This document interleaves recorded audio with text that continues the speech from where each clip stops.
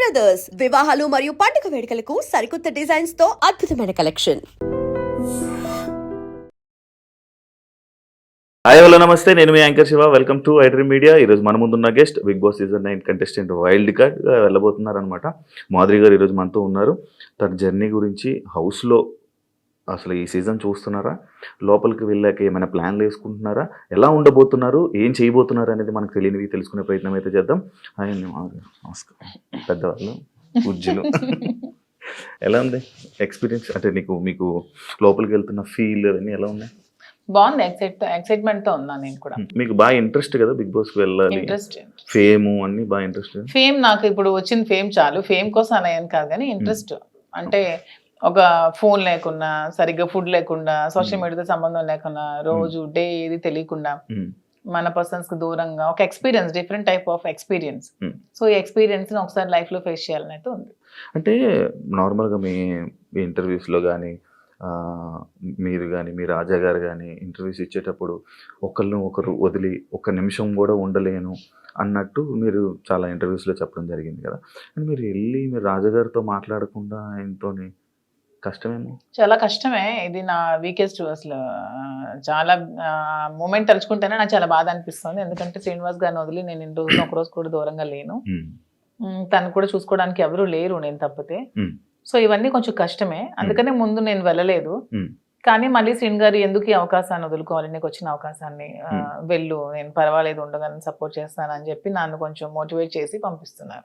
అంటే చాలా మంది కంటెస్టెంట్లు నేను చూసాను అనమాట. ప్రతి ఎవ్రీ సీజన్ లోపల అంటే బయట బాగానే స్ట్రాంగ్గా ఉన్నారు అంటారు, లోపలికి వెళ్ళంగానే ఎమోషనల్గా డౌన్ అయిపోయి అయ్యో మన రాజా గారిని మిస్ అయిపోతున్నాను అని చెప్పడం కానీ, లేకపోతే మా పేరెంట్స్ని మిస్ అయిపోతున్నాను, నాకు కావాల్సిన వాళ్ళు మిస్ అయిపోతున్నాను అని చెప్పి ఎమోషన్ అవ్వడం జరుగుతూ ఉంటుంది. అది కొన్నిసార్లు సింపతి అని చెప్పి కూడా బయట పోటరీ అవుతుంటుంది. లైక్ అలా మీరేమైనా మిస్ అయ్యి దీని గురించి ఎమోషనల్గా ఏడవడం అలాంటివి ఏమైనా జరుగుతాయా? అలా ఏం లేదు. సింపతి, ఎమోషన్ అంటే ఏదైనా ఒక మూమెంట్లో మనం గుర్తొస్తే బాధపడవచ్చు, కానీ ఆ మూమెంట్ వల్ల గేమ్ డిస్టర్బ్ చేసుకొని ఆ మూమెంట్ వల్ల మనం వెళ్ళిన మోటివ్ మర్చిపోతే వెళ్ళడం కూడా వేస్ట్. బ్యాలెన్స్ చేసుకోవాలి, ఎమోషన్ ని బ్యాలెన్స్ చేసుకుంటూ గేమ్ ఆడాలి. అదే కదా మరి రియాలిటీ షో బిగ్ బాస్. ఇక్కడ మీతో మాట్లాడుతుంది చాలా స్ట్రాంగ్గా, వెల్ ప్రిపేర్డ్గా, లైక్ ఇలా ఉండాలి అన్నట్టు ఉన్నది. మీతో ఏమి ప్లాన్ చేసుకున్నారా?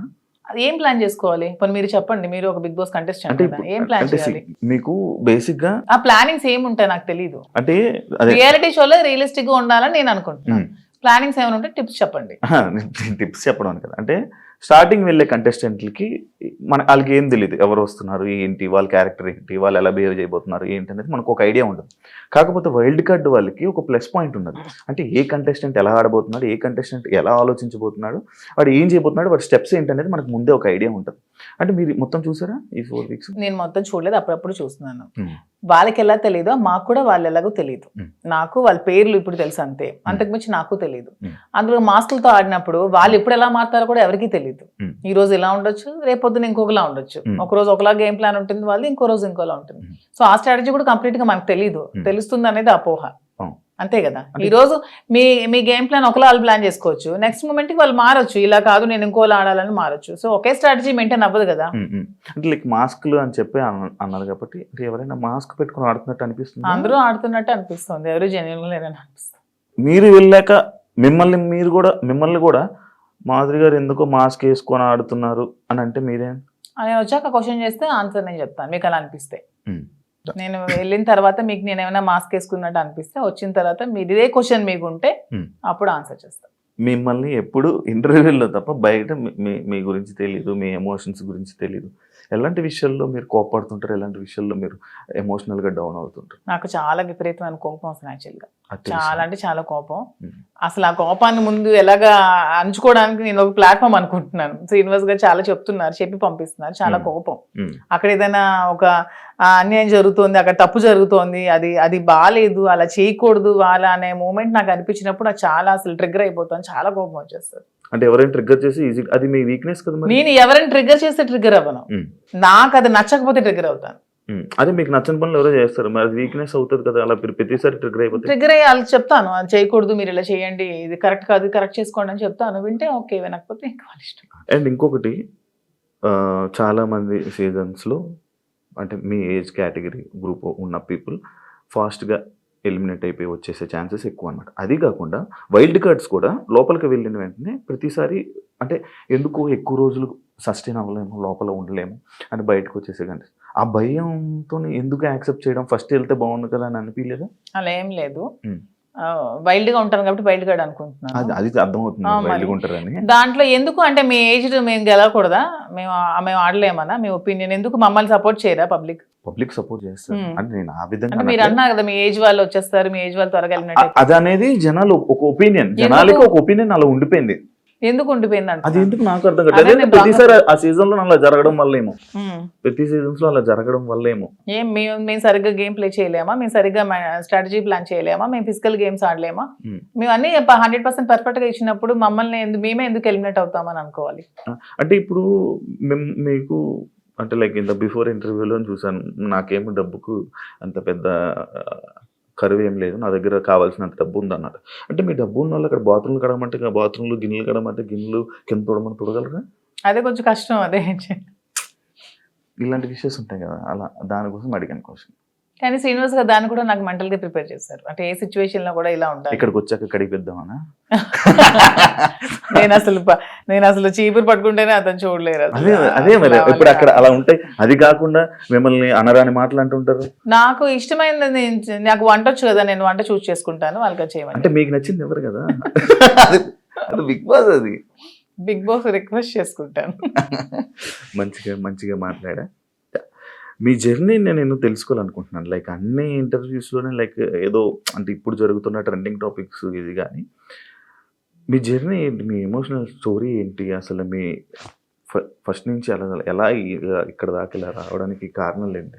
నా జర్నీ కావాలంటే మీరు యూట్యూబ్లో ఓపెన్ చేస్తే మొత్తం జర్నీ వచ్చేస్తుంది. అది మ్యాటర్ చూసుకోండి.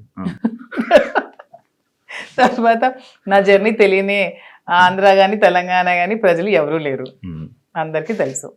ఓకే, చిన్నప్పటి నుంచి నాకు బాగా స్పోర్టివ్ స్పిరిట్ ఎక్కువ, నాకు మంచి లీడర్షిప్ క్వాలిటీస్ చిన్నప్పటి నుంచే, కాలేజ్ డేస్ నుంచే మంచిగా లీడర్షిప్ క్వాలిటీస్ ఉండేదాన్ని, లీడర్షిప్ క్వాలిటీస్ మెయింటైన్ చేసేదాన్ని.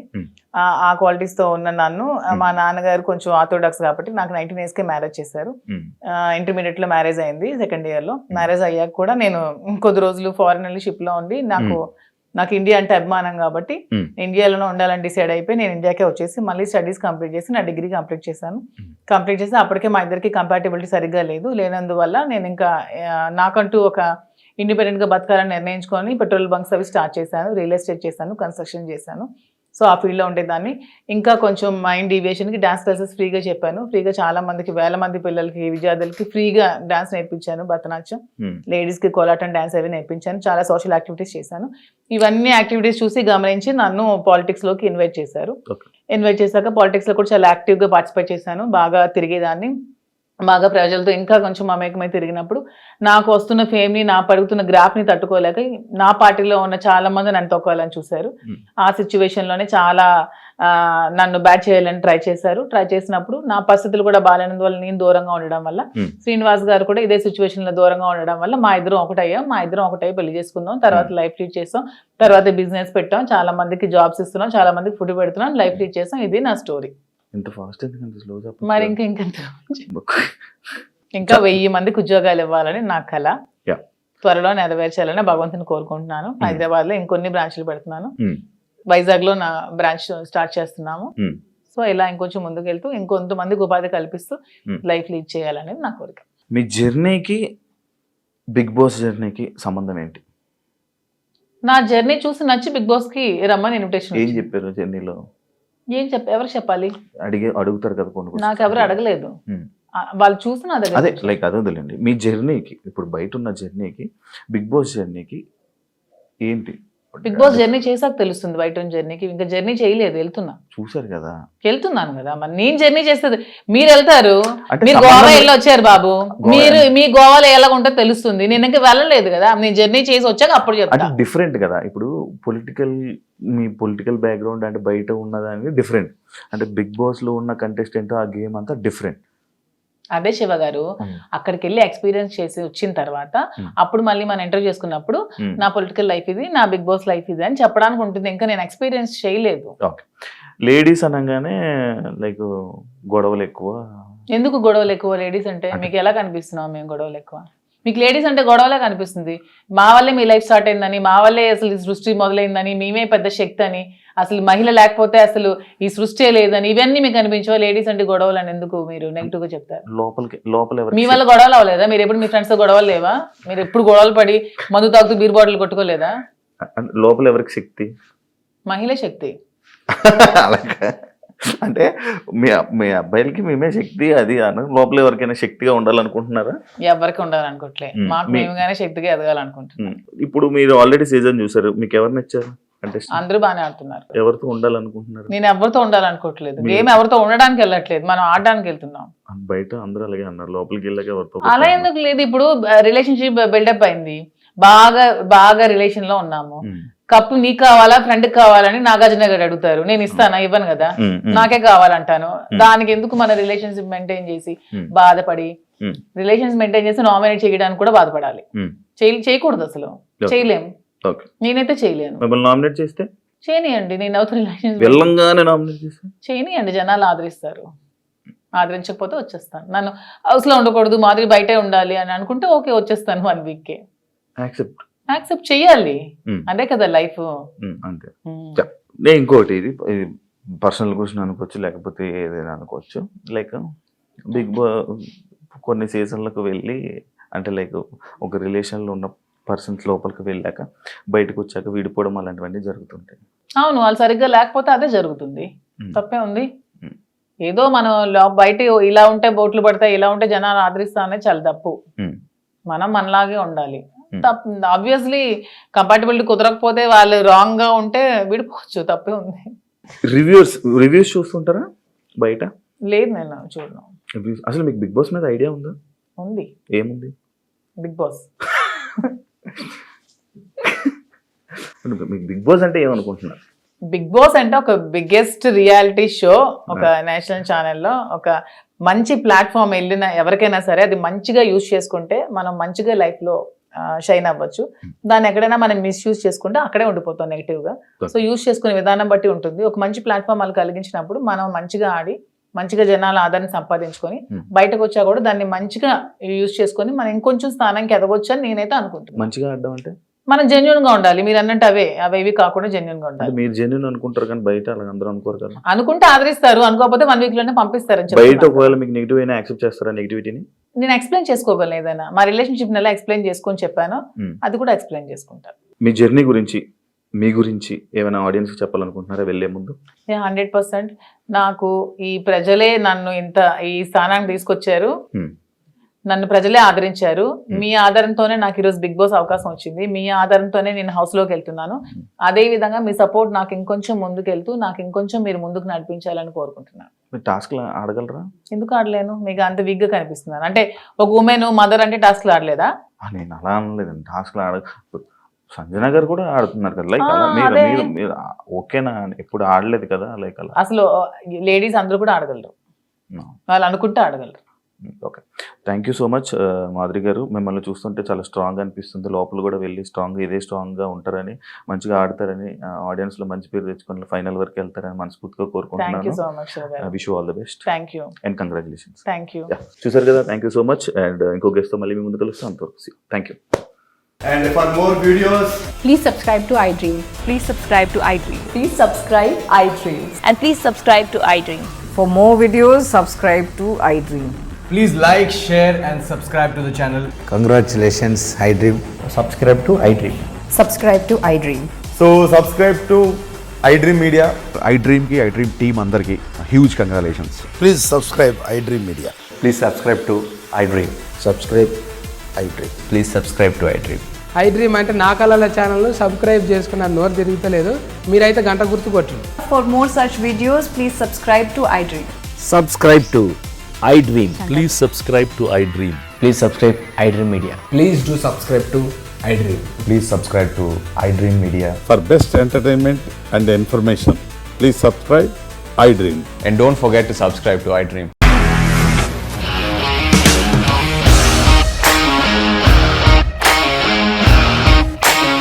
ఇండస్ట్రీలో కమిట్మెంట్ ఇష్యూస్ వస్తే నీకు కూడా వచ్చినట్టు? మార్నింగ్ తీసుకెళ్ళాడంటే కొట్టి పడేస్తాడు.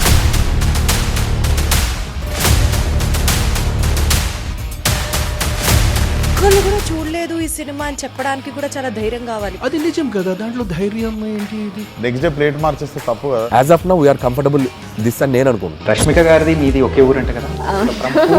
నీకు కోపం వచ్చిందంటే బాగా తిట్టేత్తరా? తిట్టేద్దామండి. నిజంగా గేమ్ ని ఎలా చేంజ్ చేయగలిగారు? ఏపీఎస్ఎఫ్సి వాళ్ళకి 6 నెలల్లో నేను 6 లక్షలు కట్టా. బిజినెస్ చేయాలనుకుంటే it is as difficult as riding a tiger.